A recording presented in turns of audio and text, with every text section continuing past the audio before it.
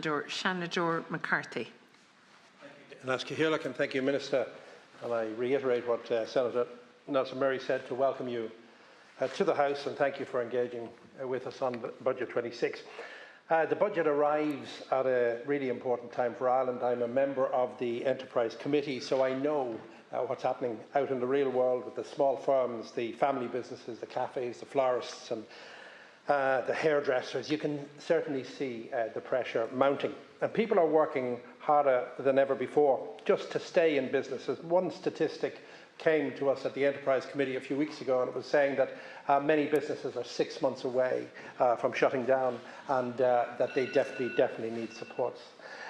While the official economy seems to look stable, it's simply not what we're hearing on the ground or what people are experiencing.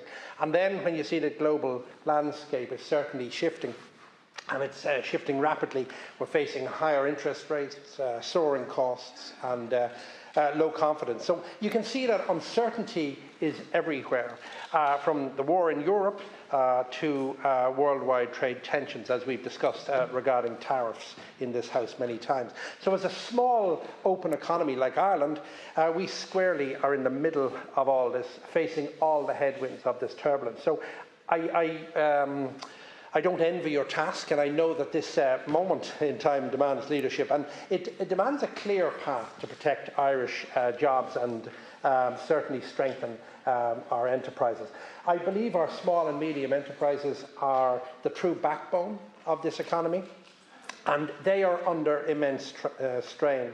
We see them weekly down at the Enterprise Committee, and they're the people who open the shutters every morning. They're the ones who pay the paychecks at the end of the week, and also they're the ones that sponsor the local football team. So with them, everything seems to be getting tougher. So energy bills, we've discussed before, are getting excessive. Access to finance is tightening, insurance costs are crippling, and then on top of all that, we're talking about a lot of bureaucracy and red tape.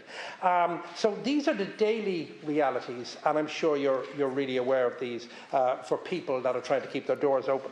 So, Minister, I believe Budget 2026 was an opportunity to show real belief in these people, but I don't believe it went far enough. And I think our Indigenous enterprises, they deserve the same level of confidence and commitment that we often show to multinationals.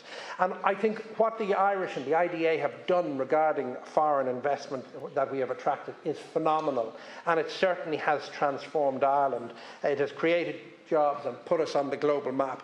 But it is also dangerous to rely heavily on a handful of global corporations for our tax base. I live in County Kildare, and God help us if Intel or Pfizer or any of these leave, because one change in global tax policy, one shift in corporate strategy, as we've seen recently with the US and the pharma issues, we could find ourselves deeply exposed. And so that's why strengthening our domestic business space is key.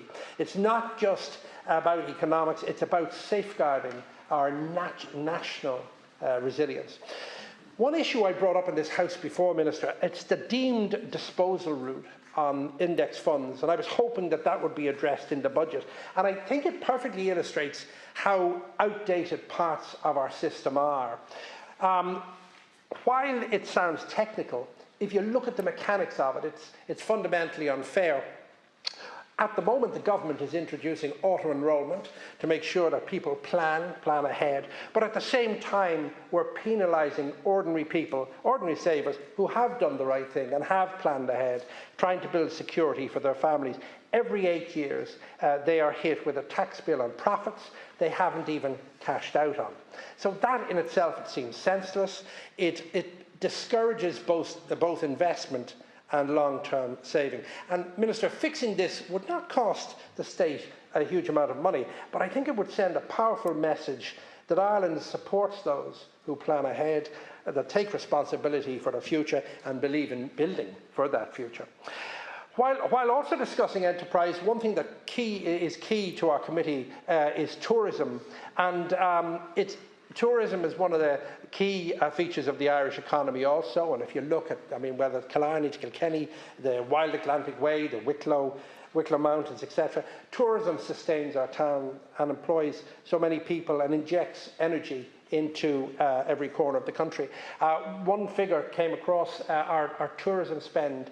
The numbers are similar, but the tourism spend has reduced drastically. And so therefore many small operators, again, are close to the brink. And I think we need targeted, smart supports without layers of complicated schemes that seem impossible to access. We need to focus on sustainable tourism that brings life to all the regions of Ireland all year round, and not just for the summer month. So, Minister, when we're talking about enterprise, we're talking about real people, and behind every budget line, every policy, there's a human story, a worker, a family, a student, etc. So when a small business closes, as Senator